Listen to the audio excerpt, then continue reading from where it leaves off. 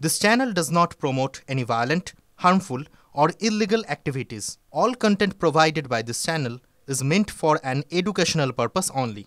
আবার অসুস্থ সুজয় কৃষ্ণ ভদ্র ওরফে কালীঘাটের কাকু।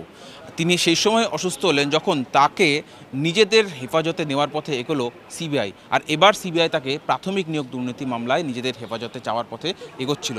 গতকাল অর্থাৎ সোমবার শান্তনু বন্দ্যোপাধ্যায় এবং সুজয় কৃষ্ণ ভদ্রের বিরুদ্ধে প্রোডাকশন ওয়ারেন্টের জন্য আবেদন করে সিবিআই এবং সেক্ষেত্রে আদালত তাদের আবেদন গ্রহণ করে এবং মঙ্গলবারই দুজনকে সশরীরে পেশ করার নির্দেশ দেওয়া হয়। সেক্ষেত্রে শান্তনু বন্দ্যোপাধ্যায়কে সশরীরে হাজির করা হলেও আদালতে অনুপস্থিত ছিলেন সুজয় কৃষ্ণ ভদ্র এবং প্রেসিডেন্সি জেল থেকে আদালতের রিপোর্ট পাঠিয়ে জানানো হয়েছে যে তিনি বুকে ব্যথা অনুভব করেছেন, অর্থাৎ সুজয় কৃষ্ণ ভদ্র বুকে ব্যথা অনুভব করেছেন, সেই কারণে তাকে সশরীরে হাজির করানো যায়নি, তিনি ভার্চুয়ালি উপস্থিত থাকতে পারবেন। এবং এই মামলার শুনানিতেই বিচারক স্পষ্টতই বলেন যেহেতু সিবিআই তাদেরকে নিজেদের হেফাজতে চাইছে তাই সশরীরে হাজিরা না দিলে সে মামলার শুনানি হবে না। কিন্তু সিবিআইয়ের যিনি আইনজীবী ছিলেন তিনি সুজয় কৃষ্ণ ভদ্রের এই মামলায় কী ভূমিকা সেটা স্পষ্টতই বিচারকের সামনে ব্যাখ্যা করেন।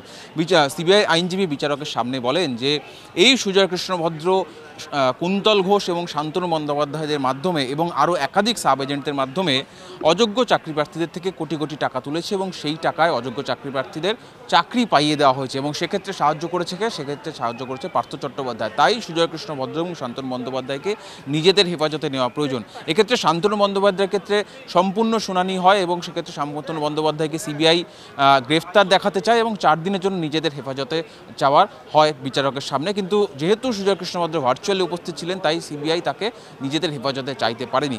এখন দেখার বিচারক কি নির্দেশ দেয়, যে শান্তনু বন্দ্যোপাধ্যায়কে সিবিআই হেফাজতে পাঠালেও সুজয় কৃষ্ণ ভদ্রকে গ্রেফতার দেখানোর আবেদন কি মেনে নেয় নাকি তার সুস্থ হওয়া পর্যন্ত তাকে পরবর্তী নির্দেশ দেয় বিচারক, সেটাই এখন দেখার।